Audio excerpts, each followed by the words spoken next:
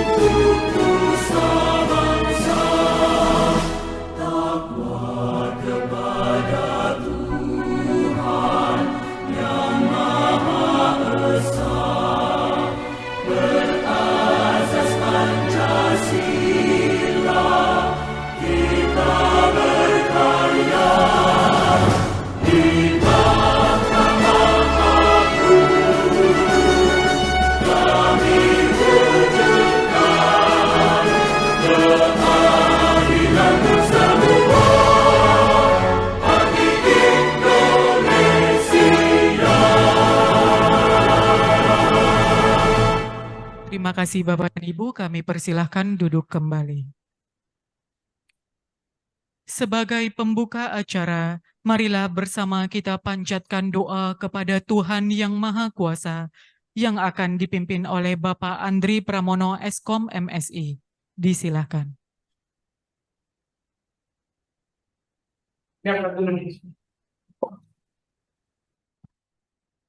Assalamualaikum warahmatullahi wabarakatuh. Marilah kita berdoa menurut agama dan keyakinan masing-masing. Izinkan saya mandu menurut agama Islam. A'udzubillahi minasyaitonirrajim. Bismillahirrahmanirrahim. Alhamdulillahirabbil alamin. Wassalatu wassalamu ala asrofil anbiya'i wal mursalin wa ala alihi washabihi ajmain. Ya Allah, Tuhan yang Maha Pengasih dan Maha Penyayang. Pada kesempatan ini, kami dapat bertemu, baik secara luring maupun daring, dalam acara Pembinaan Teknis dan Administrasi Yudisial, Pengadilan Tinggi Medan, dan Pengadilan Negeri se-Sumatera Utara. Untuk itu, perkenankanlah kami menyampaikan rasa syukur kehadirat-Mu atas segala rahmat dan karunia yang selalu Engkau curahkan kepada kami.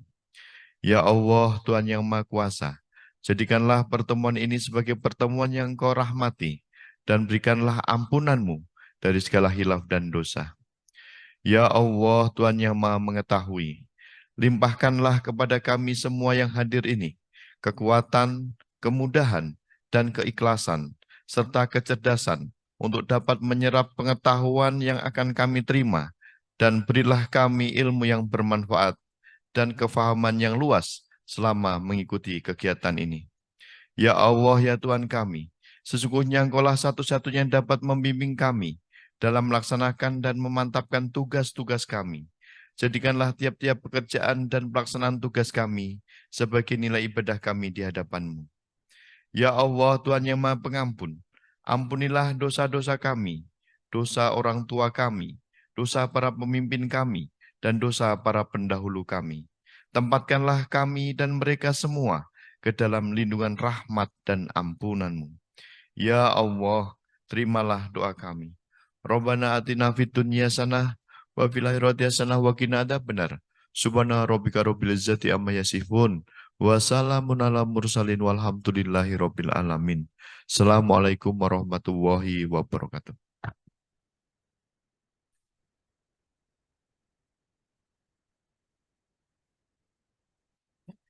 Bapak dan Ibu yang kami hormati, selanjutnya kita akan simak bersama pemaparan materi bimbingan teknis dan administrasi yudisial Pengadilan Tinggi Medan dan Pengadilan Negeri Sewilayah Hukum Pengadilan Tinggi Medan pada hari ini dengan topik Kekuatan Pembuktian Elektronik dalam Hukum Acara Perdata. Bersama kita sudah hadir narasumber yang luar biasa, yakni Bapak Albert Monang Siringoringo, Sarjana Hukum, Magister Hukum, Hakim Tinggi Pengadilan Tinggi Medan, Moderator, Bapak Robert Simorangkir, Sarjana Hukum, Magister Hukum, Hakim Tinggi Pengadilan Tinggi Medan, dan notulis Ibu Haja Surya Haida, Sarjana Hukum, Magister Hukum, Panitra Pengganti Pengadilan Tinggi Medan. Selanjutnya, kami serahkan waktu sepenuhnya kepada moderator untuk memandu jalannya acara bimbingan teknis ini yang nantinya akan dirangkaikan dengan sesi tanya-jawab. Yang terhormat, Bapak Robert Simorangkir, Sarjana Hukum, Magister Hukum, disilakan.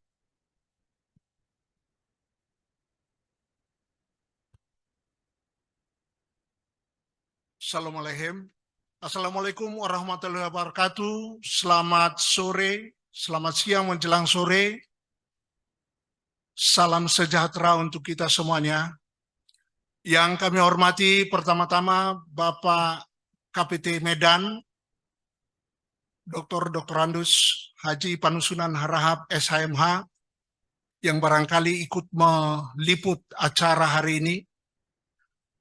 Yang terhormat, yang mulia Bapak Wakil Ketua Pengadilan Tinggi Medan, Dr. Herdi Agusten, kemarin berulang tahun, selamat ulang tahun Pak. Dan yang barangkali juga ikut meliput pada hari ini dalam acara pembinaan yang ada di luar kota. Yang terhormat, rekan-rekan Hakim Tinggi, baik karir, ad hoc, dan justisial. Yang terhormat para pejabat struktural fungsional Pengadilan Tinggi Medan, para panitera pengganti, dan yang terhormat Bapak dan Ibu Ketua Pengadilan Negeri Sewilayah Pengadilan Tinggi Medan, para hakim, Bapak dan Ibu, para pejabat struktural fungsional yang meliput acara pembinaan pada sore hari ini, dan juga seluruh staf, dan juga adik-adik kami di sini yang magang dari Fakultas Hukum, baik dari Universitas Sumatera Utara maupun dari Universitas Nomensen. Dari mana lagi? Ada yang lain? Itu saja.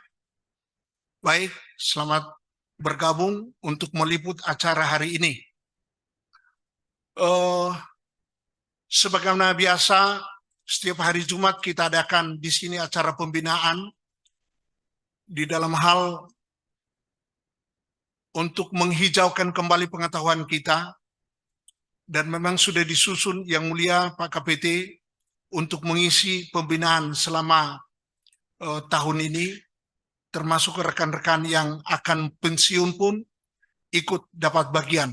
Terima kasih atas kepercayaan yang diberikan kepada para hakim, dan untuk bisa diliput bagi yang ada di daerah, barangkali mungkin ini akan memunculkan kejenuhan, tetapi kalau saudara para KPN dan para hakim dan pejabat struktural fungsional yang ingin untuk menambah ilmu, tidak ada bahasa bosan dan tidak ada bahasa jenuh, karena ini pun waktunya sangat singkat, hanya sebentar saja, paling lama 2 jam, kalaupun diperpanjang nantinya karena kita akan cepat pulang, sebagaimana biasa. Baik, sebelum kita masuk kepada materi yang dibawakan oleh Yang Mulia Bapak Albert Monang Siringoringo SHMH, saya akan membacakan kurikulum vitainya, yaitu beliau lahir di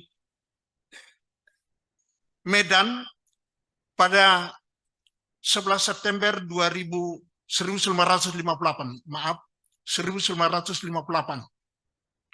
Dan sekarang pangkat beliau menjadi pembina utama 4E dan hakim tinggi.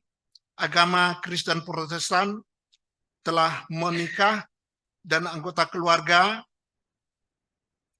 Pasangan beliau adalah Ibu Herlina Feni Irianita Sitepu, BC, anak CH Monalisa Uli Arta, dan Parulian, ada 3, Parulian Hotmatua dan Darmayanti. Riwayat pekerjaan, beliau pertama-tama menjadi calon hakim di Pengadilan Negeri Jakarta Pusat tahun 85, dan pindah tahun 86 menjadi staf Pengadilan Tinggi Jakarta, dan hakim pertama di Pengadilan Negeri Nabire tahun 87, pindah ke Pengadilan Negeri Batam tahun 91, dan pindah lagi menjadi hakim Pengadilan Negeri di Purwokerto tahun 97, 30 Mei 97. Hakim tingkat pertama kembali pindah ke Jakarta Timur, ya, 31 Agustus tahun 2000, dan menjadi wakil ketua Pengadilan Negeri ND tahun 2004, 1 Maret. Pindah menjadi ketua Pengadilan Negeri Lembata pada 12 Desember 2005, dan pindah menjadi wakil ketua Pengadilan Negeri Pematang Siantar 18 Februari 2008. Pindah menjadi ketua Pengadilan Negeri Bangko 17 Desember 2008. Dan pindah menjadi hakim tinggi pertama di Pengadilan Tinggi Maluku Utara sejak 28 Oktober 2018 Agustus 2014. 2011 sampai 2014. Hakim Tinggi Pengadilan Tinggi Jambi sejak 18 Agustus 2014 sampai dengan 2017. Hakim Tinggi Banten sejak 1 Agustus 2017 dan pindah ke PT Medan sejak 22 Juni 2021 sampai dengan saat ini. Kita berikan aplaus kepada Bapak Albert Mona Senior. Beliau akan memaparkan tentang kekuatan pembuktian elektronik dalam hukum acara perdata. Kalau dalam hukum pidana hal yang biasa, dengan adanya Undang-Undang ITE, kita sudah melihat kasus-kasus yang diseret ke pengadilan negeri karena fitnah atau karena pemalsuan dan lain-lain. Tapi ini terkait dengan hukum acara perdata. Kita akan dengarkan beliau untuk memaparkan dan akan kita berikan kesempatan nanti kepada pelur untuk mengajukan tanya jawab. Dan mudah-mudahan dalam waktu 20 menit beliau akan memaparkannya dan kita tambah 10 menit lagi jadi 30 menit dan nantinya kita akan selesai pada sebelum pukul 16 atau jam 4. Demikian kami serahkan selanjutnya kepada beliau. Assalamualaikum warahmatullahi wabarakatuh. Selamat sore. Terima kasih Pak Robert Simorangkir.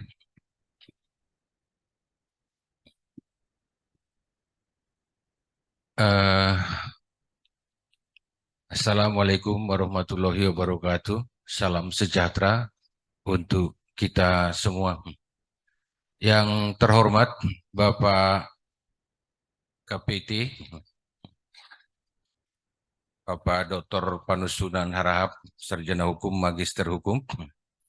Yang terhormat Bapak Wakil Ketua Pengadilan Tinggi, Bapak Dr. Herdi Agusdan, Sarjana Hukum, Magister Hukum.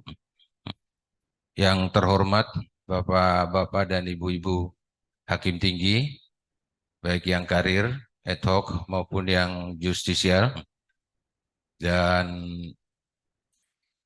pejabat fungsional, pejabat struktural, Bapak Panitra, Bapak Sekretaris, dan para panmut-panmut yang lainnya, beserta seluruh ASN Pengadilan Tinggi Medan, dan adik-adik kami dari mahasiswa Fakultas Hukum USU dan juga Fakultas Hukum Universitas Nomensen.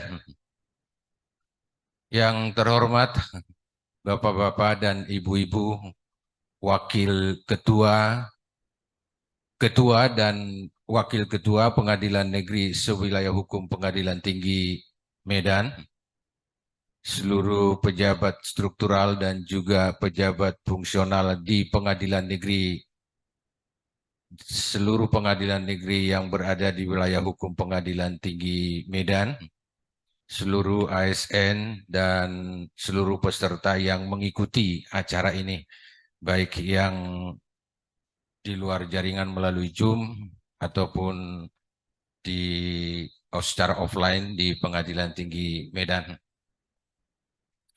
Puji syukur kita panjatkan kehadirat Tuhan Yang Maha Kuasa yang karena atas perkenannya kita semua yang hadir di sini dan juga di seluruh pengadilan negeri di wilayah hukum Pengadilan Tinggi Medan, kita boleh dalam keadaan sehat walafiat, tidak kekurangan suatu apapun, penuh dengan sukacita. Bapak-bapak dan ibu-ibu, tidak memperpanjang waktu, kami ditugas melalui surat tugas dari Pak KPT, kami diberi tugas untuk memberikan pembinaan teknis administrasi pengadilan dengan judul kekuatan pembuktian elektronik dalam hukum acara perdata.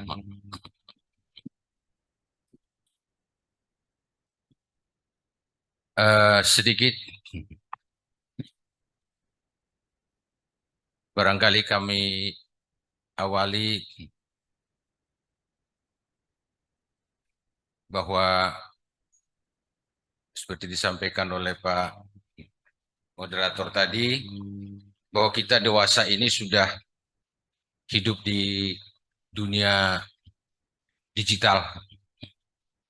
dunia elektronik. Tak satu pun di antara kita yang bisa melepaskan diri dari itu, dari serangan daripada, bukan serangan ya, tapi dari perkembangan daripada teknologi informasi dan elektronik. Dunia sudah terasa sempit. Jadi kalau boleh ada istilah yang mengatakan bahwa sudah menjadi global village atau kampung dunia. Jadi kita udah satu kampung dengan dimanapun berada sekarang. Dunia dan juga dengan segala aktivitas kita sudah tidak tanpa batas lagi, tanpa batas wilayah atau teritorial. Kita sudah bisa bertemu muka walaupun dalam dunia maya ataupun di dalam WhatsApp video atau di dalam telekonferensi dengan orang-orang di luar negeri. Serasa kita bisa sudah sedemikian dekatnya. Dan perkembangan era globalisasi dan juga dunia internet itu mengakibatkan kita semua tidak bisa lepas lagi daripada produk atau hasil-hasil daripada dunia internet atau teknologi informasi tersebut. Yang suka atau tidak suka, kita membutuhkan bukti daripada hasil teknologi informasi tersebut apabila kita mengadakan hubungan hukum dengan orang-orang tertentu, baik di sekitar kita, di dekat kita, ataupun di luar negeri. Bapak-bapak dan ibu-ibu, sesuai dengan judul tadi, bahwa makalah ini kami batasi hanya merupakan hanya dalam bidang hukum perdata, kekuatan pembuktian elektronik dalam bidang dalam hukum perdata, hukum acara perdata, karena yang paling banyak sebetulnya bukti elektronik kita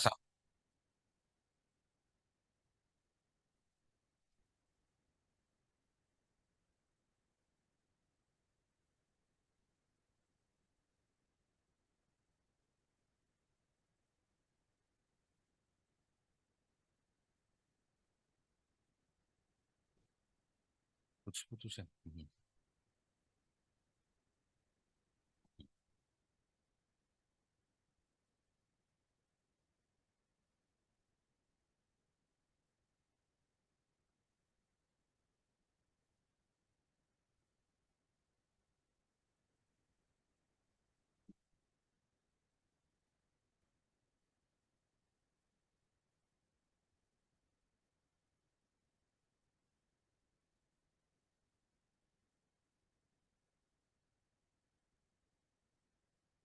Ya, lanjut.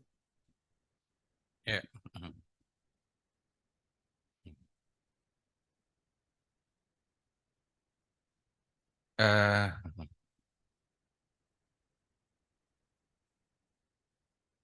Setelah udah bisa niris, belum ya?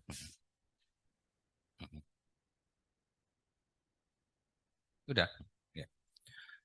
Setelah berlakunya Undang-Undang ITE, eksistensi dan keberadaan daripada bukti elektronik dalam praktek persidangan sudah diakui, yaitu setelah diatur di dalam pasal 5 ayat 1 yang menyatakan bahwa informasi elektronik dan atau dokumen elektronik dan atau hasil cetaknya adalah merupakan alat bukti hukum yang sah. Hal ini dipertegas lagi di dalam ayat 2-nya yang mengatakan bahwa informasi elektronik dan atau dokumen elektronik dan atau hasil cetaknya sebagaimana dimaksud pada ayat 1 merupakan perluasan dari alat bukti yang sah sesuai dengan hukum acara yang berlaku di Indonesia, yaitu dalam pasal 184 KUHP dan juga pasal 164 HIR dan 284 RBG. Ini punya arti bahwa bukti elektronik sudah dapat digunakan sebagai alat bukti yang sah. Tak perlu lagi pengaturan lebih khusus, lebih spesifik seperti di dalam Undang-Undang KPK, Undang-Undang Lingkungan Hidup dan sebagainya, dan Undang-Undang tentang dokumen perusahaan. Akan tetapi dengan adanya Undang-Undang ITE, khususnya pasal 5 ayat 1, maka status daripada bukti elektronik tersebut sudah dapat digunakan sebagai bukti yang sah dan merupakan perluasan atau merupakan tambahan daripada bukti-bukti yang ada diatur di dalam Kitab Undang-Undang Hukum Acara Pidana dan juga di dalam Hukum Acara Perdata Haier atau RBG.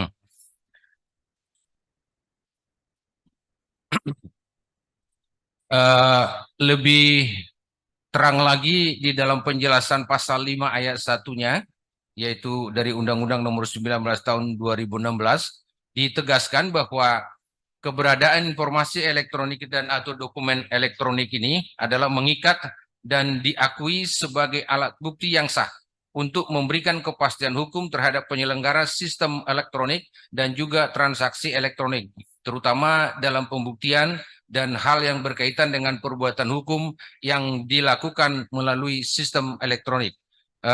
Ini lebih mempertegas lagi bahwa ini pada waktu undang-undang ini dibentuk, itu kelak akan lahir sistem elektronik dan transaksi elektronik, termasuk diantaranya pengaturan tentang tanda tangan elektronik dan juga dokumen elektronik yang kekuatan pembuktiannya kalau boleh dibilang hampir sama dengan kekuatan daripada akte notaril sempurna, akan tetapi oleh undang-undang ini bahwa bukti elektronik hanya baru diakui sebatas sebagai alat bukti saja. Jadi sebagai tambahan daripada alat bukti yang sudah diatur di dalam KUHP dan juga di dalam Haier, atau sebagai perluasan daripada salah satu bukti-bukti yang ada di dalam KUHP dan juga di dalam Haier tersebut.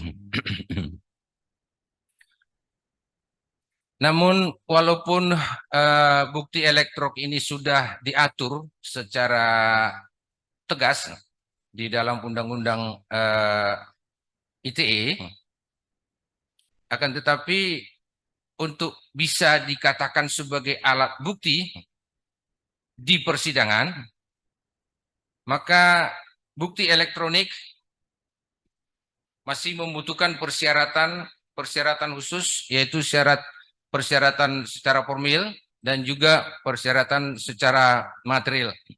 Persyaratan secara formil itu diatur dalam pasal 5 ayat 4 Undang-Undang ITE, disebutkan bahwa dokumen elektronik bukanlah merupakan dokumen atau surat yang menurut perundang-undangan harus dibuat dalam bentuk tertulis, seperti akte notaris misalnya, dan juga surat-surat lainnya. Sedangkan persyaratan secara material diatur dalam pasal 6 dan pasal 15, juga pasal 16 Undang-Undang ITE, yang pada intinya bahwa informasi dan dokumen elektronik dianggap sah sepanjang informasi yang tercantum di dalamnya dapat dijamin keautentikannya, dapat diakses, dapat ditampilkan, dan dijamin keutuhannya, serta dapat dipertanggungjawabkan sehingga menerangkan suatu keadaan. Selain itu, dalam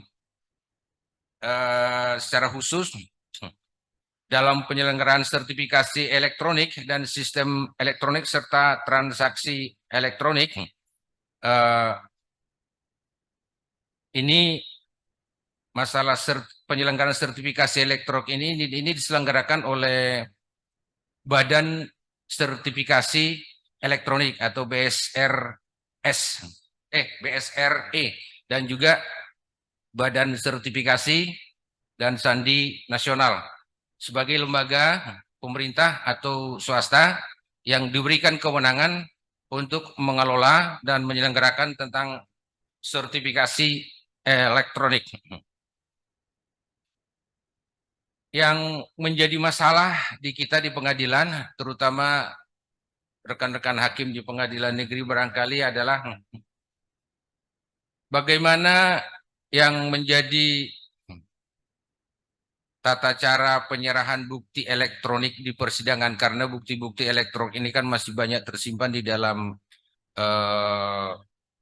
komputer atau flash disk atau compact disk dan bentuk-bentuk yang lainnya, smartphone yang belum bisa atau yang sudah dicetak akan tetapi belum diberi materai secukupnya kalau dalam bentuk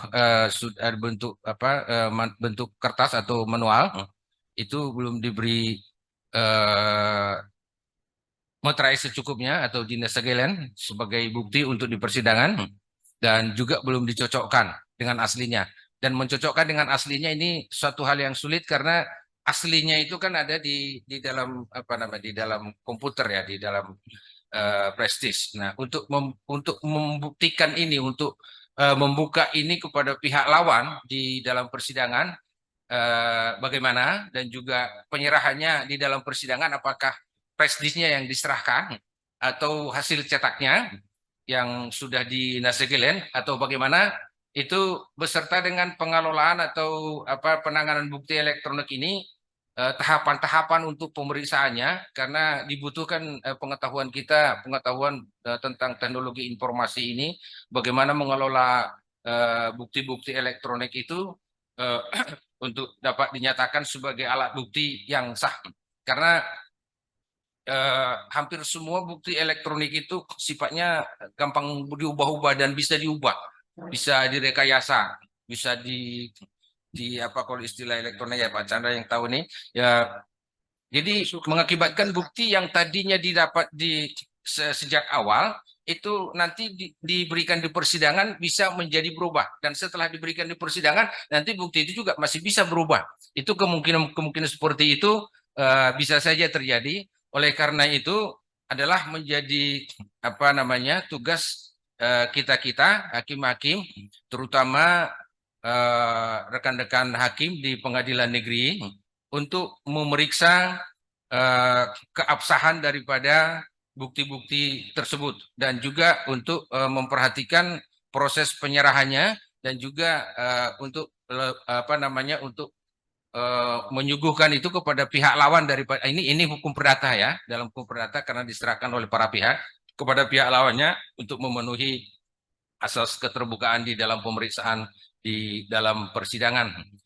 Karena perihal bagaimana tata cara penyerahan bukti elektronik di persidangan dan juga bagaimana penanganan bukti elektronik atau di persidangan itu, dan bagaimana tahapan-tahapan yang dilakukan oleh hakim dalam memeriksa dan menilai suatu bukti elektronik sehingga bukti itu dapat diajukan atau dinyatakan sebagai alat bukti yang sah, hingga sampai sekarang belum ada pengaturannya.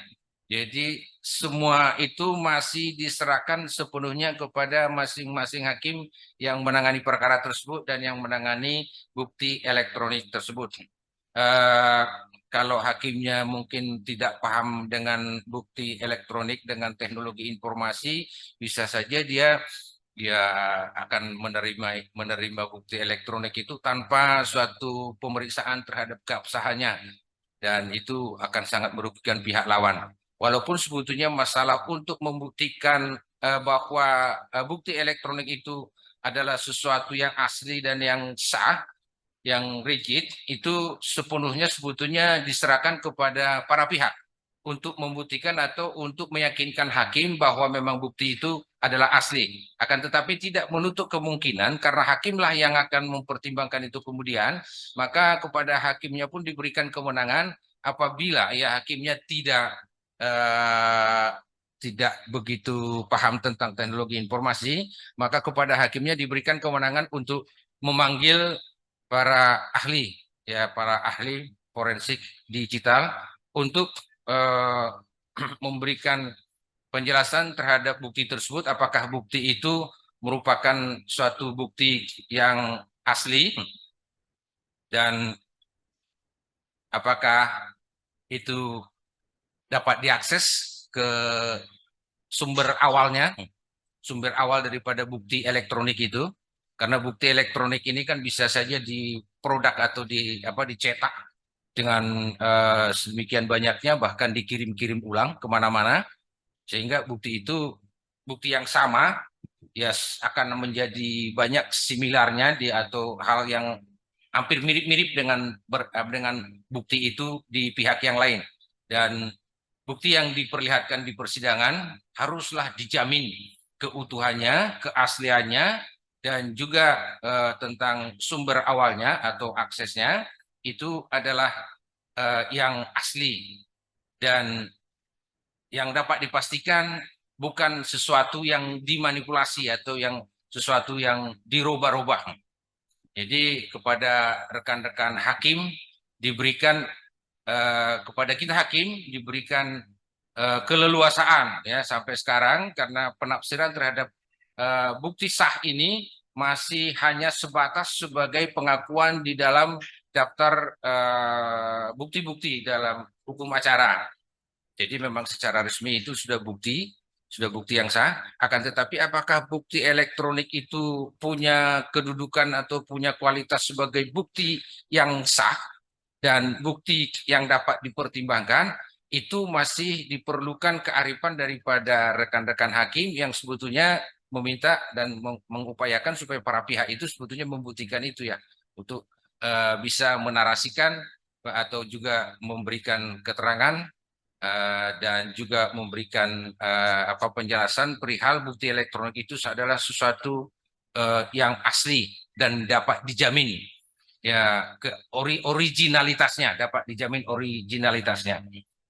Oleh karena itu kepada kita hakim-hakim ya, terutama rekan hakim yang di pengadilan negeri, sebetulnya ada kewajiban untuk melihat bukti itu otentifikasi dan integritas daripada bukti elektronik tersebut. Apakah bukti elektronik itu adalah sesuatu yang asli dan tidak dimanipulasi, yang dapat menunjukkan data yang disajikan ya dalam bentuk dokumen atau dalam bentuk informasi elektronik. Integritasnya bahwa kondisi bukti elektronik tersebut ketika ditemukan adalah sama dengan kondisi ketika bukti elektronik tersebut diserahkan di persidangan. Karena mengingat sekali lagi bahwa bukti elektronik karakteristiknya adalah gampang dirubah-rubah, gampang dimodifikasi, gampang dimanipulasi, gampang digandakan, dan sebagainya. Oleh karena itu adalah menjadi suatu kewajiban bagi kita hakim untuk memastikan otentifikasi dan juga integritas daripada alat bukti elektronik tersebut adalah sesuatu yang asli, yang belum dirubah, dan setelah diterima di persidangan, bahwa yang diterima di persidangan itu adalah sesuatu yang tidak dapat dirubah kemudian. Karena bisa saja itu setelah bukti elektronik diserahkan di persidangan, bukti itu nanti akan dirubah lagi oleh orang yang bersangkutan yang paham dengan teknologi informasi, yang pada waktunya akan mengganggu terhadap jalannya persidangan tentu. Dan perihal secara normatif ya, perihal walaupun sepenuhnya ini nanti tergantung kepada hakimnya, dan oleh karena itu menurut kami juga bahwa setiap hakim di pengadilan negeri dituntut pengetahuannya dan juga kapasitasnya untuk lebih paham tentang teknologi informasi untuk bisa mendalami apakah bukti elektronik ini pantas atau patut diterima sebagai bukti yang sah di persidangan. Secara normatif atau secara teoritis, otentifikasi bukti elektronik ini ada menyangkut tiga item, yaitu physical konteks, logical konteks, dan legal konteks. Secara harafiah ini fisikal, ini ya fisiknya ya. Jadi ini fisik daripada bukti elektronik itu seperti HP, hard disk, ya CD, atau PC ya personal komputer, dan kelengkapan daripada bukti bukti fisik tersebut, seperti misalnya ya chargernya dan juga ya yang berhubungan dengan bukti fisiknya. Sedangkan logikal konteks bahwa yang dimaksud di sini adalah masalah prosedur dan proses pemeriksaan dan analisa data di dalam sistem elektroniknya itu adalah sesuatu yang dapat diterima akal. Sesuatu yang dapat direkonstruksi kembali, sesuatu yang dapat ditampilkan kembali, dan sesuatu yang dijamin keutuhannya. Sedangkan legal konteks adalah merupakan pengelolaan daripada bukti elektronik itu oleh ahlinya atau oleh hakim atau oleh semua petugas pengadilan itu harus mengacu kepada peraturan atau standar operasional prosedur.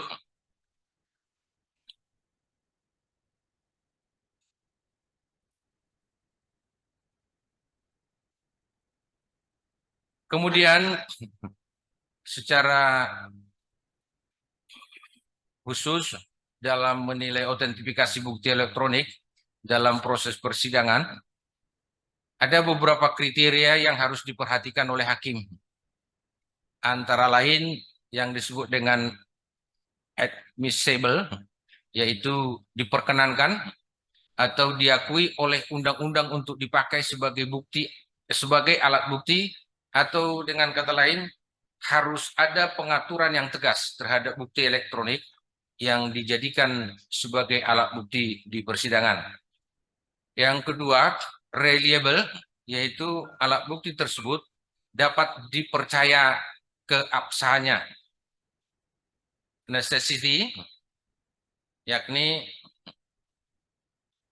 alat bukti tersebut memang diperlukan untuk membuktikan suatu fakta dalam perkara yang bersangkutan.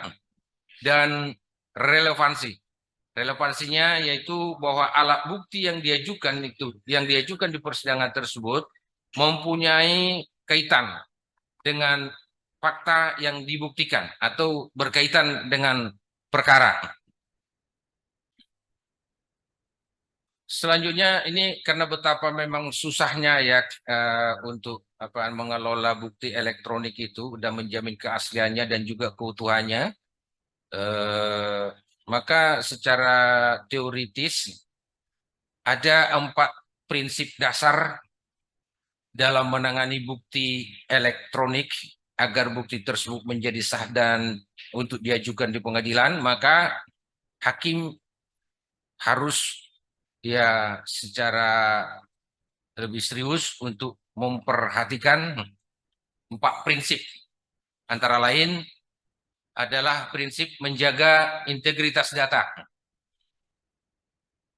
Data yang ditemukan harus dijaga keasliannya dengan cara tidak melakukan tindakan yang mengakibatkan data yang tersimpan di dalamnya menjadi berubah atau rusak.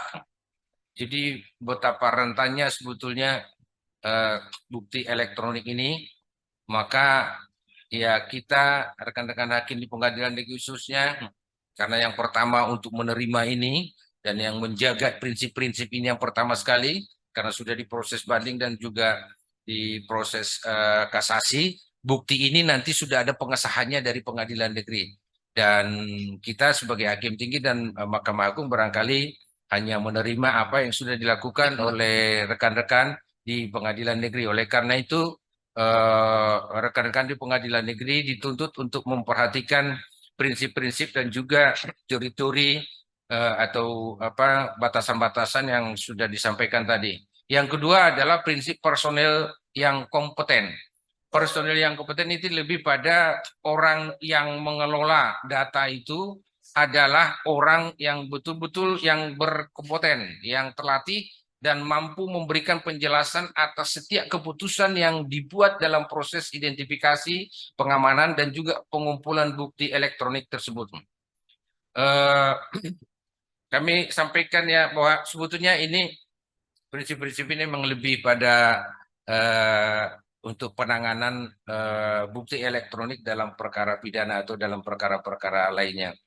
Karena kalau di perdata sebetulnya lebih banyak bahwa itu hanya transaksi menyangkut masalah transaksi yang berbukti elektronik yang berkaitan dengan transaksi yang dilakukan oleh orang perorangan atau oleh orang dengan badan usaha. Jadi yang bersifat perdata, yang bersifat pribadi.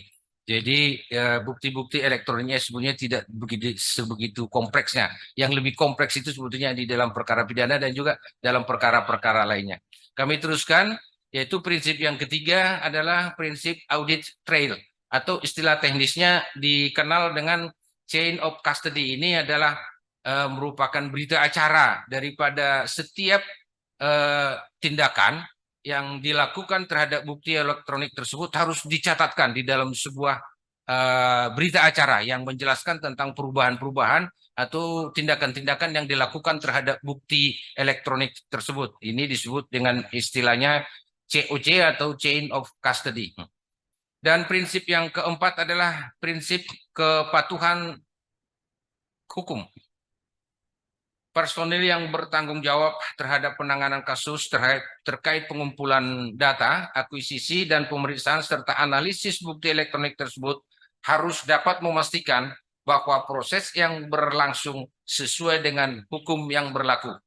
Jadi ini sebetulnya lebih ditekankan kepada orang yang melakukan pengumpulan data, yang melakukan pemeriksaan dan juga menganalisis. Yang notabene hakim juga ikut sebetulnya. Akan ya kita hakim justru menilai bukti itu apakah merupakan suatu bukti yang dalam prosesnya dilakukan sesuai dengan hukum yang berlaku.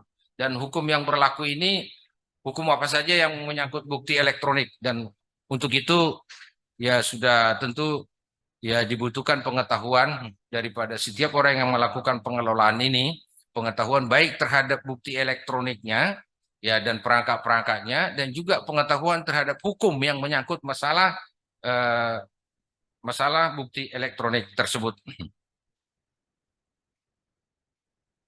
Sedemikian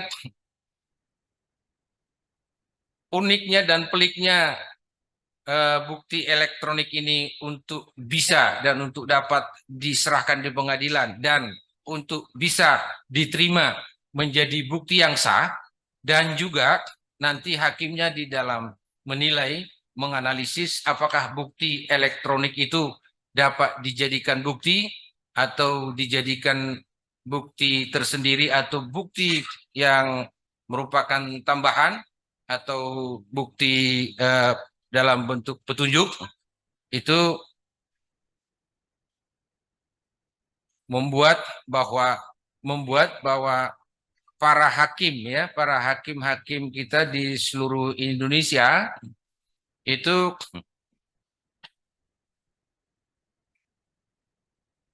menjadi ya terpecah itu berbeda-beda pendapat perihal bukti elektronik ini. Ada yang menyebutkan bahwa bukti elektronik itu sebagai alat bukti yang sah, sebagai tambahan alat bukti konvensional yang telah ada dalam hukum acara Indonesia.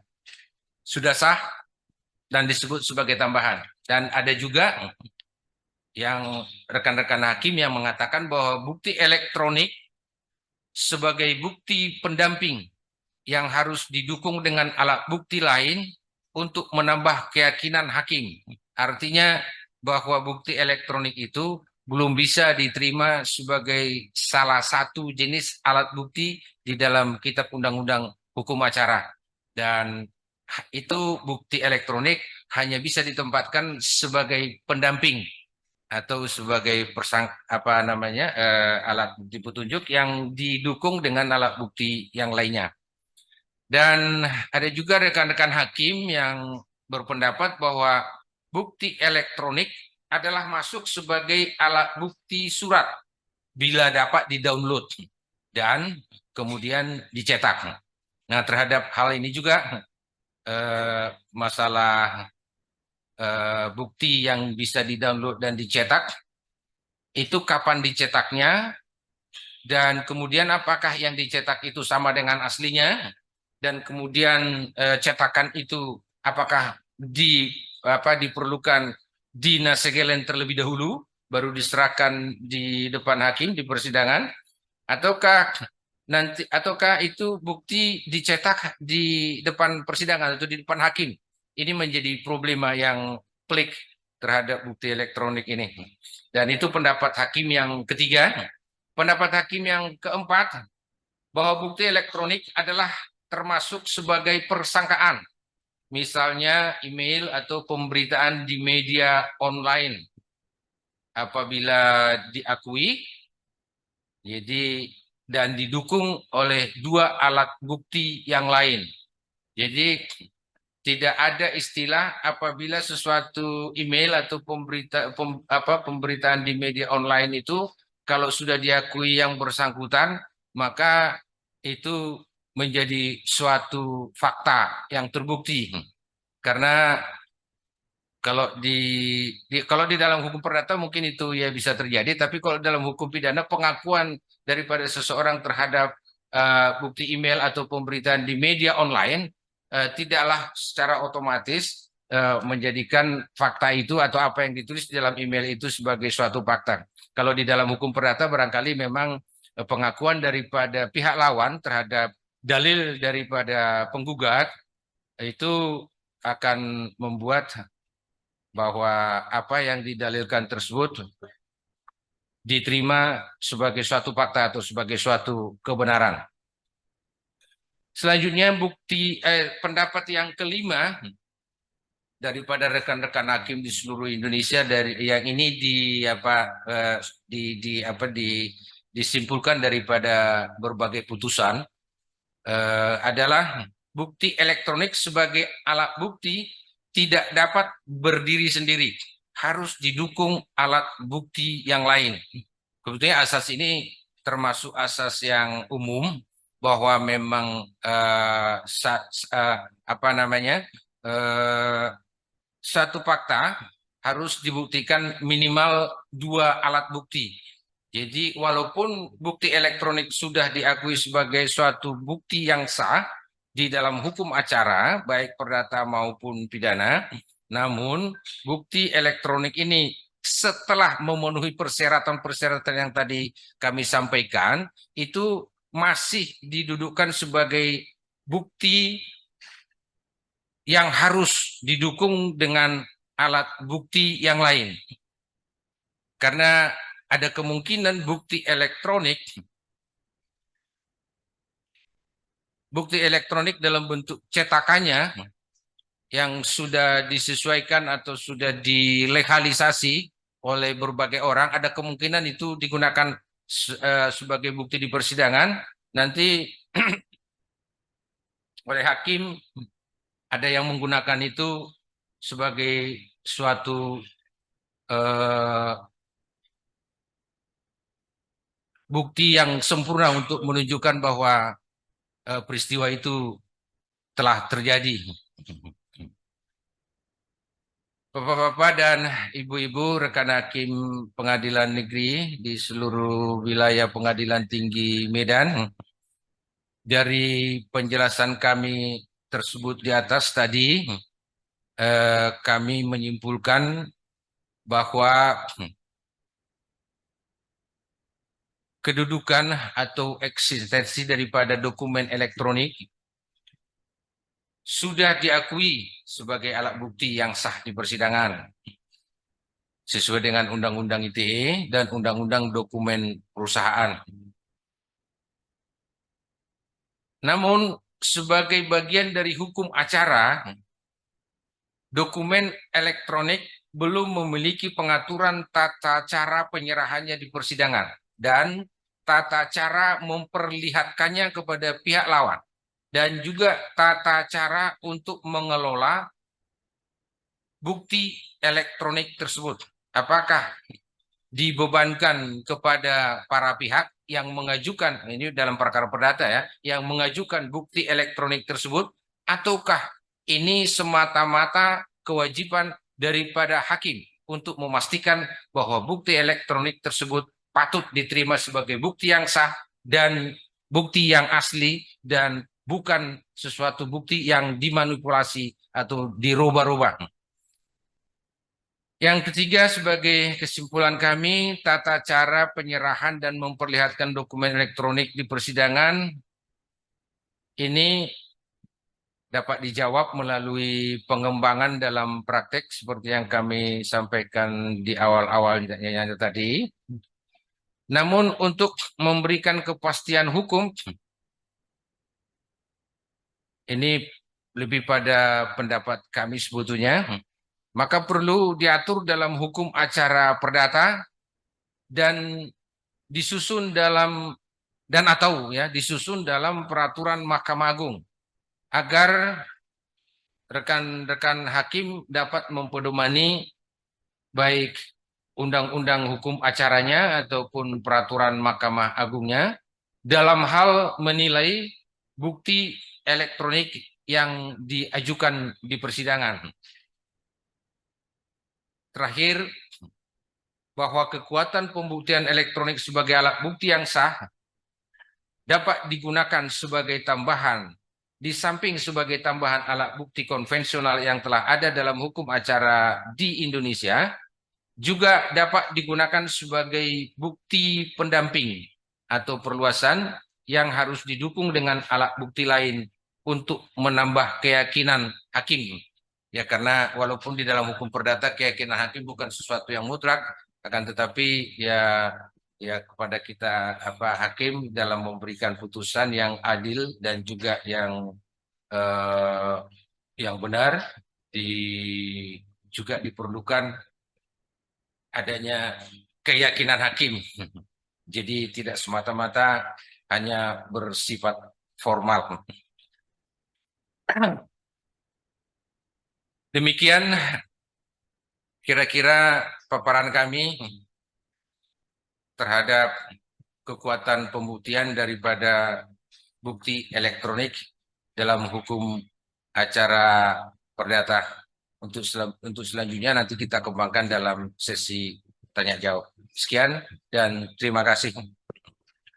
Kita berikan aplaus kepada Yang Mulia Bapak Albert Monang Siringoringo.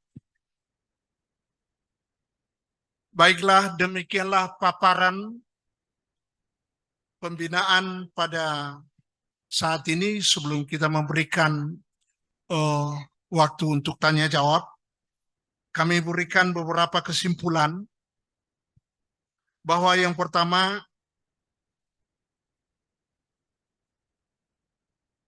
bukti elektronik ini telah diatur dalam Undang-Undang Nomor 11 Tahun 2008 dan telah diperbaharui dengan keluarnya Undang-Undang Nomor 19 Tahun 2016.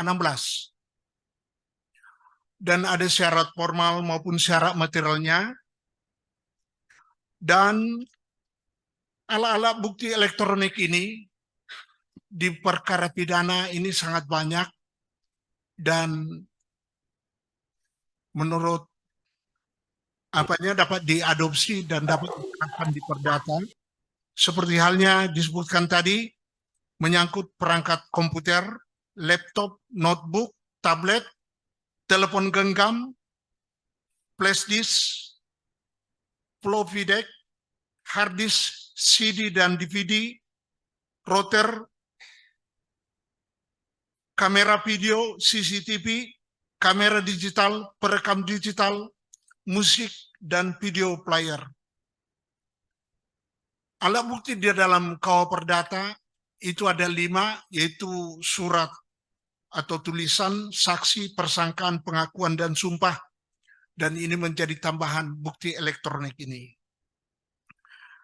Prinsipnya tadi ada 4 prinsip untuk memperlakukannya, menjaga integritas data, dan ada yang berkompeten mengeluarkannya, ada audit, trial, dan kepatuhan hukum, dan lain-lain. Dan sudah disimpulkan tadi. Maka kepada adik-adik kami, Bapak dan Ibu yang mulia KPN, WKPN, hakim-hakim, maupun pejabat struktural fungsional di daerah, kami berikan waktu untuk bertanya mana tahu ada yang kurang jelas. Tetapi bukan menguji. Kalau mau ujian, nantinya tanya saja Google.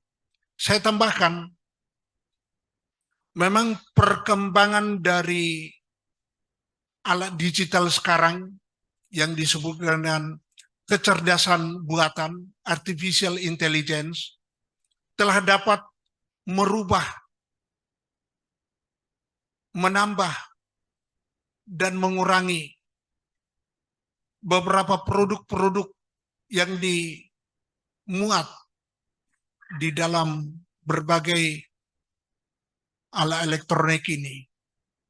Maka seperti sekarang ini kita jamak memperhatikan orang-orang yang tertipu dengan adanya artificial intelligence ini. Tidak sembarang kita membuka gadget kita atau HP kita, telepon genggam kita, kalau itu misalnya berupa undangan elektronik, bisa saja akan menyerap seluruh data-data pribadi kita yang ada dalam telepon genggam kita. Dalam hal-hal seperti beginilah diperlukan kewaspadaan. Demikian juga nanti di pengadilan, perlu kewaspadaan untuk melihat sumbernya, penjagaannya, pemeliharaannya, dan seperti yang kita dengarkan tadi. Agar jangan sampai tertipu di pengadilan, di tingkat pertama, akhirnya sampai ke tingkat yang lebih tinggi bisa jadi tertipu. Karena benteng itu memang ada di pengadilan tinggi sebelum masuk ke Mahkamah Agung, tetapi kami himbau kepada pengadilan negeri, para hakim untuk lebih waspada menyangkut bukti elektronik ini, khususnya di bidang perdata. Kami persilakan dari pengadilan negeri untuk bertanya. Silakan. Sidikalang, ya. Dari PN Sidikalang dipersilakan siapa nama dan lanjut pertanyaannya. Terima kasih kesempatannya Pak. Kami dari PN Sidikalang, saya Johannes Samalongan, Hakim di Pengadilan Negeri Sidikalang, ingin mengajukan pertanyaan. Yang pertama mengenai aspek praktis ini Pak ya, mengenai tentang bukti elektronik. Saat ini untuk persidangan dan administrasi persidangan secara elektronik untuk perdata kan kebanyakan sudah dilaksanakan melalui e-court. Nah, salah satu syarat bagi para pihak untuk mengajukan alat bukti itu kan sebenarnya dimasukkan ke dalam aplikasi e-court.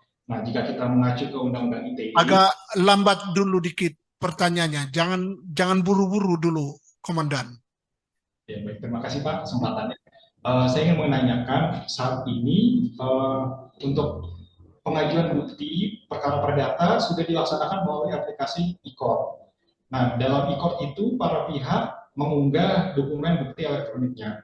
Namun demikian, beberapa bukti elektronik itu tidak berbentuk dokumen, tetapi video atau rekaman suara. Nah, saya ingin menanyakan bagaimana tataran praktis di sini para pihak bisa mengunggah bukti elektronik seperti video, rekaman suara, apabila aplikasi e-court hanya memungkinkan pengunggahan dokumen dalam bentuk JPG dan PDF. Seperti itu Pak, terima kasih. Itu pertanyaan pertama saya. Yang kedua, saya juga ingin menanyakan mengenai praktis juga sih Pak, mengenai tataran praktis. Mengenai alat bukti elektronik, ini kan untuk pengajuan alat bukti itu kan sebenarnya ada nazegelen, pemeteraian kemudian. Nah, alat bukti elektronik ini kan sekarang sudah ada peraturan Menteri Keuangan tentang bea materai elektronik, bea materai di luar bea materai elektronik lah namanya. Nah, bagaimana teknis kita menilai nazegelen yang dilakukan secara elektronik itu? Karena kalau hanya dokumen biasa secara tidak elektronik itu kan pemateraian di kantor pos. Nah, kalau pemateraian kemudian secara elektronik itu seperti apa sikap hakim menilai pemeteraian kemudian yang dilakukan secara elektronik? Lalu izin Pak, yang terakhir yang ketiga saya ingin menanyakan mengenai syarat formil bukti elektronik.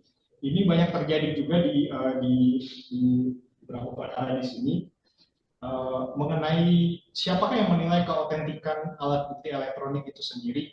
Karena tadi sempat disinggung bahwa alat bukti elektronik itu harus dijamin integritasnya, otentifikasinya. Nah, di sini apakah kita perlu menilai melalui badan seperti badan forensik tertentu, seperti badan standarisasi nasional, harus kita sertakan syarat itu supaya bisa surat elektronik itu menjadi absah, atau perlu kita hadirkan ahli, atau ketiga, apakah hakim bisa menilai secara ex officio alat bukti elektronik, keabsahan alat bukti elektronik yang diajukan para pihak tanpa mengikut sertakan badan-badan forensik tertentu yang notabene mempunyai kapasitas dalam menilai autentifikasi surat bukti elektronik tersebut. Demikian Pak, terima kasih. Izin Pak, pertanyaan saya ada 3. Terima kasih Pak. Ya, ada 2 pertanyaannya. Penyangkut bukti elektronik di dalam perkara ekot. Itu yang pertama tadi. Baru yang kedua, bagaimana untuk membuka bukti-bukti elektronik ini keabsahannya, dan apakah akan menghadirkan orang-orang yang mempunyai kapasitas atau keahlian untuk itu. Silakan. Baik, terima kasih rekan dari Pengadilan Negeri Sidikalang. Perihal bukti di dalam ekot ya. Kalau yang berbentuk fisik memang kan tidak bisa kita rekap itu untuk dimasukkan di dalam sistem ekot. Jadi bukti itu hanya bisa di capture atau digambar atau difoto, kemudian nanti di capture-nya itu dimasukkan di dalam ekot. Artinya fisiknya belum masuk, tidak bisa masuk di dalam ekot. Jadi bukti fisiknya itu sepenuhnya berada di pengadilan negeri. Itu tadi yang kami sebutkan, apabila menerima bukti ekot ini, maka rekan-rekan yang di pengadilan negeri dituntut kehati-hatiannya, kewaspadaannya dalam hal menerima dan juga mengelola ya tahapan-tahapan daripada penilaian terhadap barang bukti tersebut. Karena tata cara penyerahan barang bukti elektronik dan juga tata cara ataupun tahapan-tahapan untuk menilai bukti elektronik itu sama sekali belum ada aturannya. Jadi masih betul-betul diserahkan sepenuhnya kepada kearifan dan juga kebijaksanaan bahkan kemampuan daripada masing-masing hakim di pengadilan negeri. Sekali lagi kalau di ekot itu tadi bahwa bukti fisiknya itu nanti akan ada akan stay atau tinggal di pengadilan negeri yang ada di dalam bukti ekot itu yang hanya merupakan capture atau gambar atau screenshot dan sebagainya terhadap bukti fisik itu. Dan untuk itu Pengadilan tinggi suka tidak suka atau Mahkamah Agung harus mempercayai bahwa bukti yang tinggal di pengadilan negeri adalah suatu bukti yang solid, suatu bukti yang asli, suatu bukti yang dijamin keutuhannya, suatu bukti yang belum dimanipulasi, suatu bukti yang belum dirubah-rubah oleh siapapun, dan untuk itu harus dipastikan oleh hakim pengadilan negeri bahwa siapa yang kemudian untuk memastikan bahwa itu adalah suatu bukti elektronik yang utuh, yang asli, yang belum dirubah, itu adalah seperti tadi dalam 4 prinsip daripada tentang penilaian tahapan-tahapan penilaian di dalam menerima bukti elektronik di persidangan. Salah satu diantaranya adalah prinsip personil yang kompeten. Kita hakim kan belum tentu semuanya paham atau belum ahli ya, dan bukan merupakan yang ahli, yang expert terhadap teknologi informasi. Dan kalau di dalam hukum perdata sebetulnya yang diberikan kewajiban untuk membuktikan atau untuk meyakinkan bahwa bukti-bukti yang diajukan adalah sesuatu bukti yang sah dan dapat diterima di persidangan adalah para pihak. Akan tetapi Kalau para pihak tidak melakukan itu, kalau ada bukti elektronik diserahkan di persidangan, hakim tidak secara otomatis atau dengan begitu saja menerima bukti itu atau mempercayai bukti itu. Apalagi ini bukti elektronik yang karakteristiknya adalah gampang diubah, gampang dirubah-rubah, gampang dimanipulasi, gampang direkayasa dan lain sebagainya itu. Atau oleh karena cuaca saja pun dia bisa berubah. Nah, bagaimana menjamin bahwa bukti yang diserahkan di pengadilan negeri itu dalam perkara ekor tadi, bukti itu yang disimpan di sana itu nanti tidak berubah dan bukti itu adalah sesuatu yang sudah dinilai oleh personil yang berkompeten. Hakimnya boleh kalau memang dia ahlinya, tapi juga adalah orang yang berkompeten, ahli forensik yang disewa atau dipanggil, yang disewa oleh para pihak atau yang dipanggil oleh hakim karena jabatannya untuk membantu hakim meyakinkan bahwa bukti elektronik tersebut asli dan belum dirubah dan dapat diakses. Yang seandainya dia berubah karena cuaca, karena terbakar atau karena kehujanan dan sebagainya, maka bukti itu akan dapat diakses kembali sebagai sampai ke sumber daripada bukti elektroniknya yang sudah dijamin keamanannya. Itu terhadap bukti elektronik di dalam ekot ya, karena itu menyangkut tadi bukti fisiknya. Tapi kalau bukti-bukti yang sudah dicetak, tentu tugas hakim untuk meyakinkan bahwa apa yang dicetak itu, apa yang di print out itu adalah dari sesuatu yang asli, yang dijamin keoriginalannya dan dijamin dia tidak akan berubah. Jadi yang di print out yang sudah menjadi bukti tertulis surat yang merupakan hasil cetak daripada bukti elektronik tadi itu tentu kembali kepada syarat penyerahan bukti tertulis di persidangan itu harus disesuaikan dengan aslinya dan diberi materai secukupnya.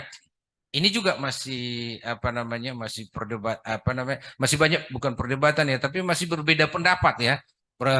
Kita hakim ini, terutama yang di pengadilan negeri dan juga di pengadilan tinggi, kadang-kadang mau membatalkan itu, bahwa bagaimana caranya untuk mencocokkan antara bukti print out, hasil cetak daripada bukti elektronik yang diajukan di persidangan dengan aslinya. Sedangkan aslinya ada di dalam bukti elektronik yang diajukan atau di dalam sumber awalnya. Ya, sumber awalnya bukti elektronik itu ditemukan. Nah, bagaimana cara untuk mencocokkan itu? Itu masih banyak perbedaan pendapat. Kedua, bahwa apakah bukti yang tertulis atau bukti print out daripada bukti elektronik yang diajukan di persidangan itu harus dinasegelen. Kalau dinasegelen tentu kan di kantor pos. Nah, bukti itu apakah sejak awal sudah dicetak di rumahnya para pihak atau dicetak, di print out di pengadilan, di depan persidangan. Kemudian apa yang di depan persidangan yang oleh hakim sudah dinyatakan sesuai dengan aslinya, itu kemudian dinasegelen ke kantor pos. Tentu butuh waktu lagi untuk ke kantor pos. Hal-hal seperti ini hal yang kecil tapi sangat-sangat berpengaruh terhadap terhadap hukum acara. Ini masih berbeda pendapat. Dan kemudian itu jawaban kami terhadap bukti elektronik di dalam perkara ekot, dan kemudian membuka bagaimana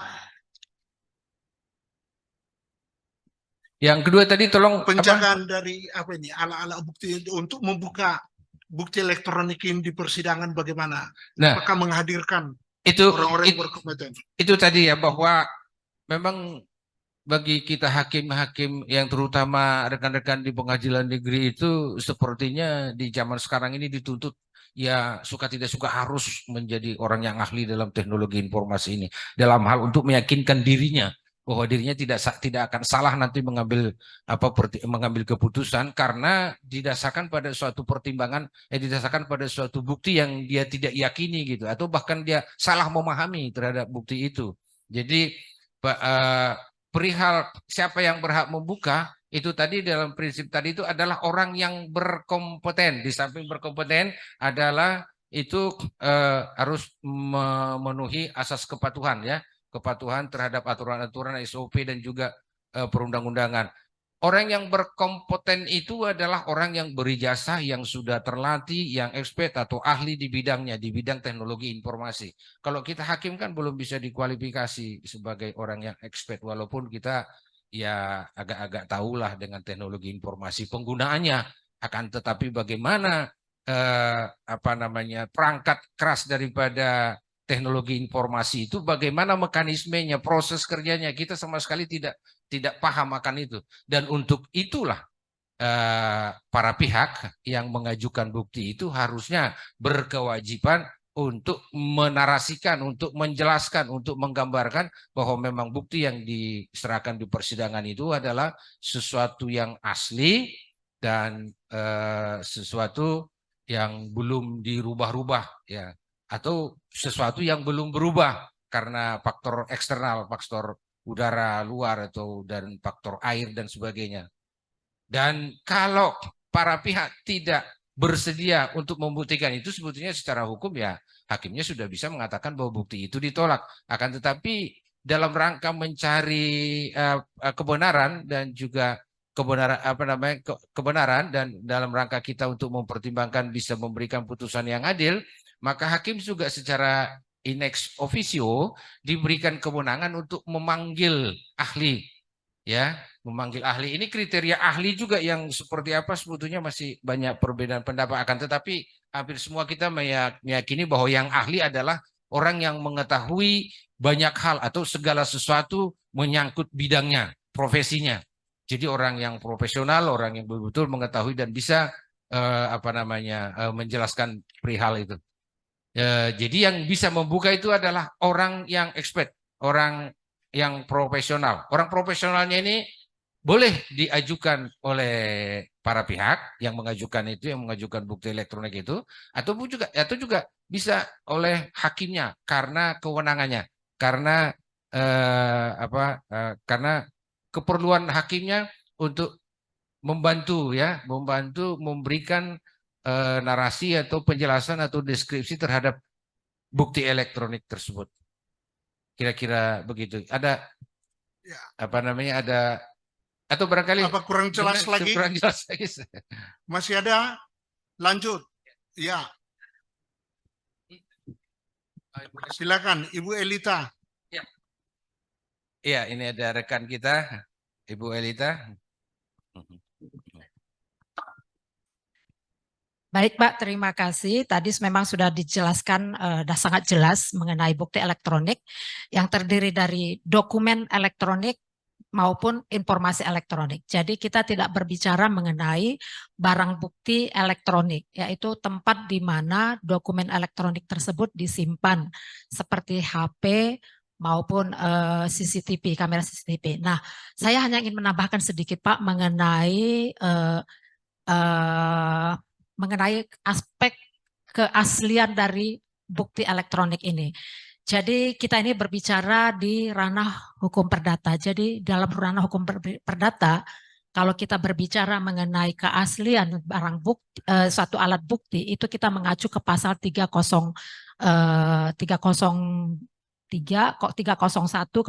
RBG yang menyatakan bahwa hanya asli surat. Nah, ini kita berbicara asli surat yang memiliki nilai pembuktian. Nah, sekarang pertanyaannya adalah kalau informasi elektronik itu masih belum dikeluarkan dari alat buktinya, itu kan biasanya kan disampaikan ke pengadilan itu bukan lagi barang bukti elektroniknya, akan tetapi hasil cetaknya, misalnya surat email, surat perjanjian, bukti percakapan yang kemudian berbentuk rekaman dan sebagainya. Nah, kalau kita melihat bahwa yang menjadi pertanyaan sampai saat ini adalah bagaimana hakim menilai keasliannya itu. Kalau surat aslinya yang dokumen kita kan bisa lihat, diperbandingkan. Fotokopinya diperbandingkan dengan asli surat. Kemudian kita tanda tangan dengan di pengadilan kita biasa membuat itu sesuai dengan asli surat. Nah, bagaimana dengan bukti elektronik? Bagaimana dengan persidangan elektronik ini? Yang tadi ada pertanyaan dari Sidi Kalang.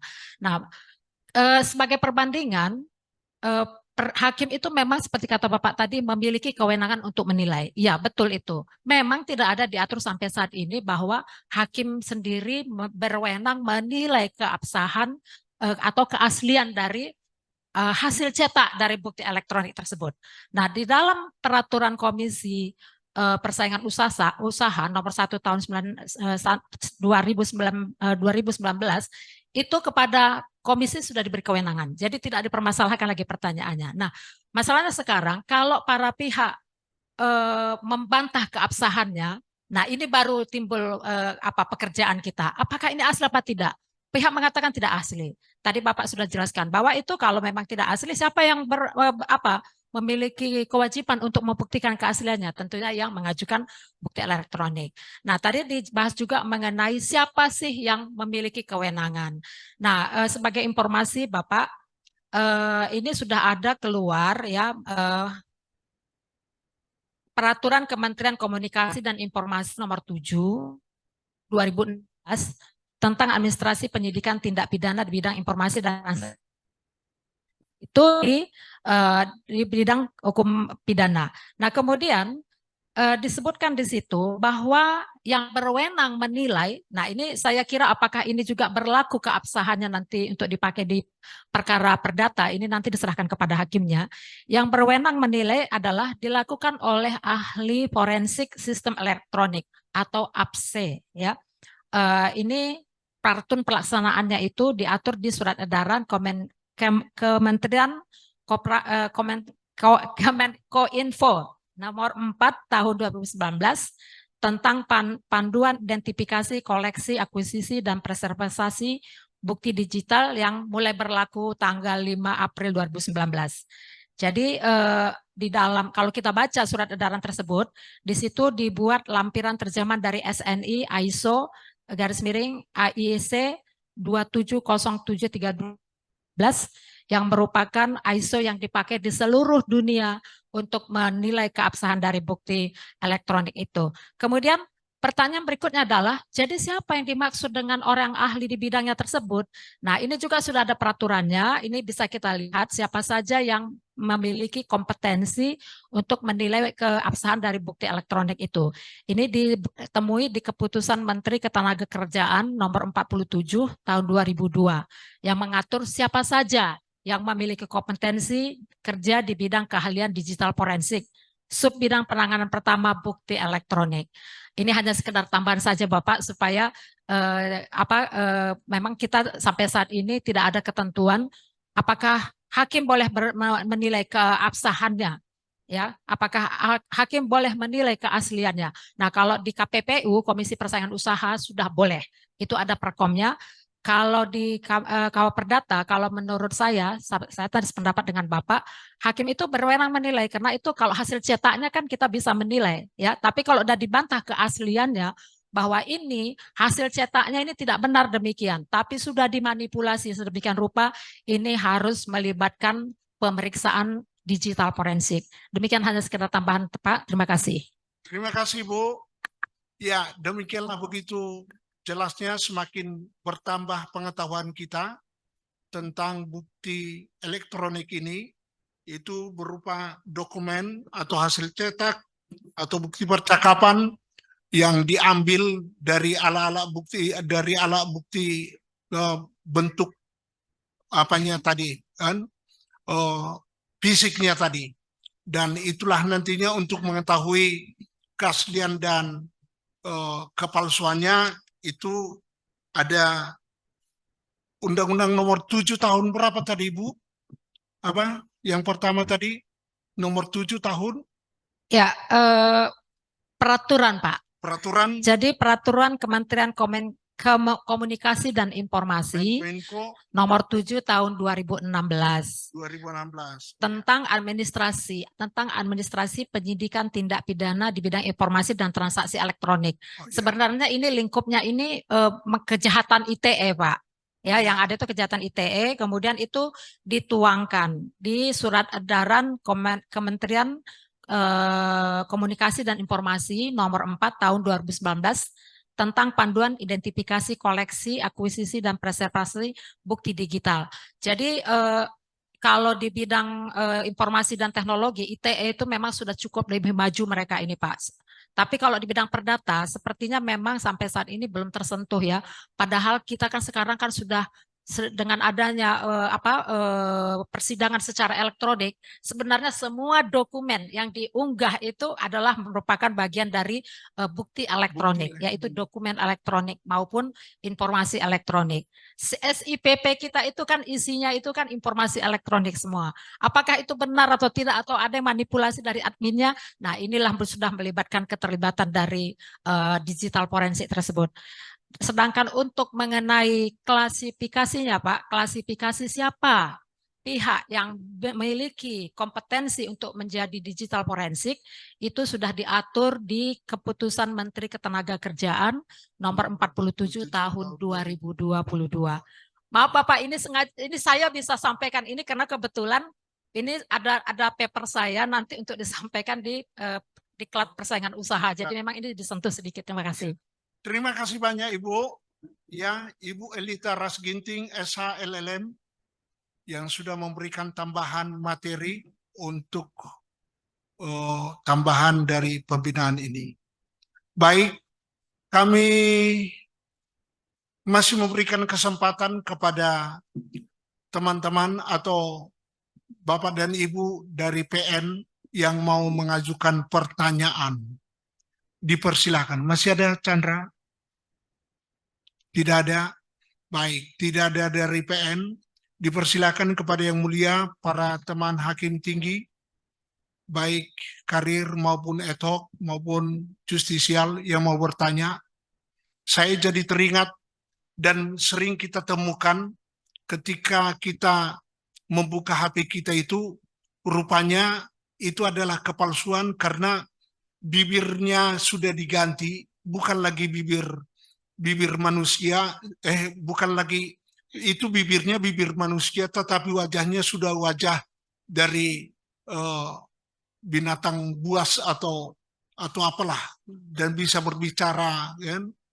Demikian juga saya menemukan tiba-tiba kok ada telanjang setelah diteliti bahwa memang itu bukanlah gambar orangnya, hanya karena perbuatan kecerdasan manusia mengganti tiba-tiba yang wajahnya dan apa begitu itu semuanya, tetapi bisa terbuka dia punya baju.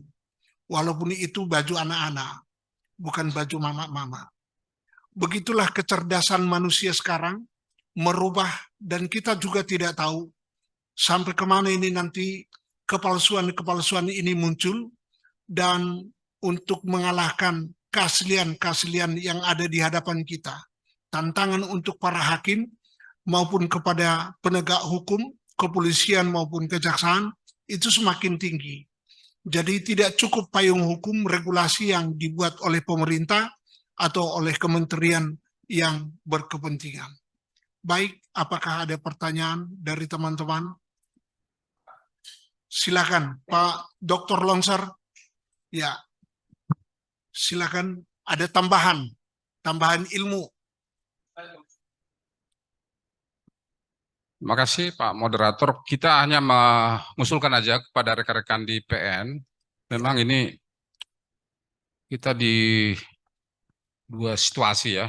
Kami ini yang tua-tua ini sudah mulai rabun, ya Pak ya. Ya. Kita sudah terima ekor itu udah mulai sering kita terima ekor, tapi kita selalu tidak puas dengan membaca di komputer. Ini faktanya nih. Ini generasi 60 tahun ke atas sudah mulai banyak tantangan. Oleh karena itu kami sarankan memang selama ini kita terima ada yang PDF. kalau perkaranya Word, Accord, PDF, disarankan supaya menjadi Word, ya, yang bisa di print langsung. Ini usul kepada PN. Tapi memang ada kelemahan kalau di Word itu bisa dirubah, ya, Ya. kendalanya kontennya itu bisa dirubah di perjalanan karena ini disimpan di file. Word itu disimpan di file di laptop, bisa di seperti yang disampaikan narasumber tadi, bisa di yang tidak menjadi iya, bisa aja kontennya. Kelemahannya di situ. Tapi kalau di PDF memang nggak bisa karena bentuk foto dia susah dirubah. Padahal kita butuh ini, seperti ini contoh ini. Saya terima Accord, saya minta langsung di print karena saya nggak bisa merasa karena sudah terbiasa ini, mungkin karena kelemahan sendiri ya. Kita udah terbiasa baca fisik yang fisik. Jadi oleh karena itu kalau bukti-bukti juga paling susah karena sering kabur. Baik bukti permulaan maupun bukti yang dari para pihak. Nah, tadi ada pertanyaan bagaimana kita menilai. Selama ini kita menilai menyatakan bukti hasil print out, kita tulis harus print out dari percakapan, itu di SMS atau di WA. Atau hasil scan. Scan juga hati-hati, itu scan itu bisa berubah. Seperti fotokopi. Di copy, dia di scan, itu bisa kontennya bisa berubah. Kata-katanya bisa berubah. Hati-hati itu. Jadi saran kami ini memang bagaimana kita mengikuti dua zaman. Kami termasuk orang yang mungkin di generasi sebentar lagi habis nih. Yang hakim adik-adik di PN ini generasi milenial, tidak mengalami lagi seperti yang kami alami di dalam memeriksa perkara, di dalam hal ketelitian terhadap bukti. Jadi konfirmasi terhadap para pihak di dalam hal mengkonfirmasi alat bukti elektronik, bagaimana kalau tidak ketemu orangnya? Tidak ketemu orangnya yang mengajukan bukti tanpa bisa kita konfirmasi apakah kebenarannya ini dijamin akurasinya atau tidak. Jadi dituntut, makanya tadi disebut ini hanya tidak berdiri sendiri, bukti elektronik itu tidak berdiri sendiri, adalah bukti, harus ada bukti lain. Nah, supaya nanti jangan terjebak hakim-hakim itu sehingga bingung. Jadi ini tidak berdiri sendiri, bukti elektronik, harus ada bukti yang lain supaya dia melengkapi bukti elektronik. Saya pikirin aja, jadi dari kami hanya saran, ya mungkin terserah apakah kita sepakat di Word-kan aja, supaya di sini memang selalu kita pindahkan, ditransfer dari PDF ke Word itu makan waktu juga. Memang ada keuntungannya, untungan elektronik ada mudah dikirim, mudah digandakan, mudah didistribusikan, tapi mudah dirubah. Saya pikir ini aja catatan bagi kita, kami dari Pengadilan Tinggi mungkin kalaupun agak royal, agak nakal sedikit minta bukti dikirim. Kemarin ada kasus saya minta lagi bukti semua. Saya minta dikirim dari PN, padahal itu Accord. Mohon maaf ini pada adik-adik di PN, kami kadang-kadang susah menilai kalau apalagi dibatalkan, kami harus lihat bukti satu-satu. Karena bukti itu terlalu gampang dinilai, terlalu sederhana sekali penilaian daripada hakim atau kabur. Kami mohon maaf, kalaupun kami minta dikirimkan lagi dokumennya berupa bukti secara fisik. Tapi ini karena kebutuhan aja, bukan karena mempersulit atau menambah-nambah pekerjaan dari adik-adik di PN ya. Saya kira demikian Pak, mohon maaf kalau kurang lebih dari apa yang kami sampaikan. Terima kasih. Ya, terima kasih Bapak Dr. Longsar Sormin yang sudah menambah tentang keluhan-keluhan termasuk di dalam perkara Accord yang memang harus kita akui, apalagi sudah umur kepala 6 dan sudah mau pensiun, ya sudah mata pun kabur, dan memang ada-ada saja yang bisa kita lihat kendala-kendala. Namun ada tambahan barangkali yang mau diutarakan oleh narasumber. Dipersilakan. Tadi hanya menambahkan ya atau membuat menjadi lebih jelas yang disampaikan oleh Ibu Elita. Memang ini masalah kompetensi itu sudah ada aturannya karena dari dulu juga masalah apakah itu yang disebut expert ahli itu sudah ada ya. Khususnya ini dalam perkara di Departemen Keuangan sudah ada SK Menteri Keuangannya, tapi itu tidak berlaku secara otomatis terhadap yang lain. Nah, makanya di dalam persidangan di pengadilan itu, karena memang hakim berkuasa penuh ya untuk berwenang penuh untuk memeriksa itu, untuk menilai itu. Namun ini perkara perdata loh, bahasan kita perkara perdata. Kalau perkara pidana mungkin ya seperti itu ya. Tapi karena ini perkara perdata, maka segala sesuatu di persidangan adalah disajikan, disodorkan, diajukan oleh para pihak. Baik itu dalil-dalilnya, ya gugatannya atau sangkalannya, juga bukti-buktinya. Dan bukti-bukti yang diajukan adalah untuk meyakinkan hakim. Makanya di dalam proses perdata kan hakim itu ya lebih populer disebut pasif ya. Tidak aktif, walaupun sekarang ini kita memang sudah harus sedikit ada proaktif gitu. Akan tetapi bukti itu harus dinarasikan, harus digambarkan, harus dideskripsikan, harus dijelaskan oleh para pihak. Kegunaannya adalah untuk meyakinkan sang hakim bahwa dalilnya itu memang cocok dengan bukti-buktinya, maka ya dikabulkan atau ditolak seperti itu. Jadi masalah kewenangan ini itu yang kami sebut sejak awal tadi, itu masih diserahkan sepenuhnya ke dalam praktek, tergantung pada hakimnya. Karena ada juga video, bukan video, apa namanya, ada audio, jadi percakapan di dalam flash disk, di dalam compact disk yang tidak bisa di print out di dalam bentuk tertulis. Kalau di print out di dalam bentuk tertulis, itu bukan lagi kata-kata atau audionya, tapi sudah menjadi kata-kata yang ada di atas kertas. Yang kadang-kadang konteks daripada yang ditulis dengan konteks ketika diucapkan di dalam audio itu jauh berbeda.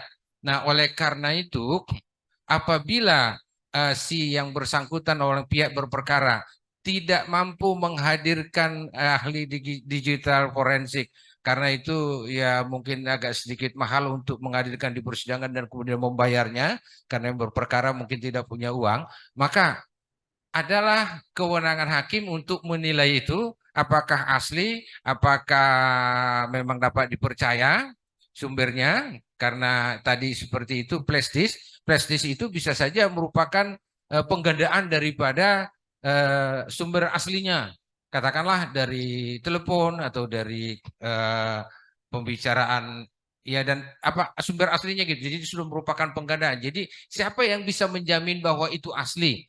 Hakim tidak mampu, kalau tidak ada kemampuannya untuk itu ya udah jelas ya hakimnya barangkali hanya bisa menerima apa adanya seperti itu. Nah, dalam hal ini memang masih diserahkan kepada masing-masing hakimnya.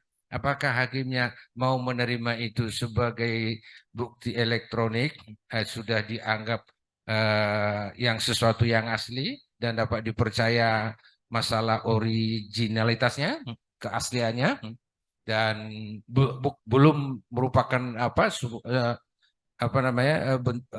belum merupakan modifikasi atau apa yang dirubah-rubah seperti itu, maka hakimnya yang akan menilai. Jadi sepenuhnya masih diserahkan kepada praktek. Maka itu tadi yang kami bacakan, ada 5, ini catatan kami ya, bukan hanya dia, masih banyak seperti tadi Pak Sorming, kita sepakat untuk hal masalah ini tidak bisa Pak, karena sepakat secara alami iya. Tapi kalau kita sepakat, berarti kita yang berdua saja yang berpendapat seperti itu. Jadi yang ada adalah pendapat. Ada berbagai pendapat daripada hakim-hakim terhadap perihal masalah penilaian daripada bukti-bukti elektronik di persidangan ini. Dan semuanya masih diserahkan kepada praktek. Terserah pada hakimnya, terutama rekan-rekan hakim yang di pengadilan negeri. Makanya kami sarankan tadi kepada rekan-rekan hakim yang di pengadilan negeri dan masih muda, ya belajarlah, jadilah orang yang expert di dalam bidang teknologi informasi ini. Nah, supaya nanti ya dalam menerima dan mengelola bukti-bukti elektronik yang diajukan di persidangan di pengadilan negeri, ya saudara, rekan-rekan hakim di pengadilan negeri itu mampu untuk menilai dan mengambil kesimpulannya. Sehingga putusan Anda pun nanti tentunya menjadi putusan yang berkualitas, putusan yang adil, dan juga tentu putusan yang benar-benar berdasarkan fakta. Sekian. Demikianlah untuk acara kita pada hari ini.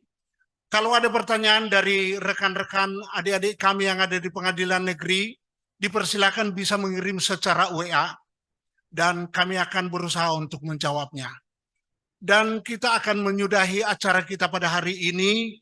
Narasumber Bapak Albert Monang Siringoringo SMH, saya moderator Robert Simorangkir, notulen Ibu Surya Haida, dan MC Ibu Sauci Berurambe, dan bagian IT Chandra Aris Menurung, dan rekan-rekan hakim tinggi dan juga adik-adik kami yang sedang magang di sini. Terima kasih atas perhatiannya dan juga adik-adik kami seluruhnya yang ada di PN. Kami ucapkan terima kasih. Kita akan berjumpa kembali pada hari Jumat yang akan datang dengan acara itu pembinaan juga tentang teknik membuat putusan perdata yang baik dan berkualitas. Dan kami nanti sebagai narasumber dan moderatornya Bapak Saman Girsang SHM Hum. Terima kasih, kami kembalikan kepada Ibu MC Sauci. Terima kasih kita ucapkan dengan memberikan aplaus kepada Bapak Robert Simorangkir, Sarjana Hukum Magister Hukum, dan Bapak Albert Monang Siringoringo, Sarjana Hukum Magister Hukum yang telah memandu sesi pemaparan materi dan sesi tanya jawab dengan sangat baik.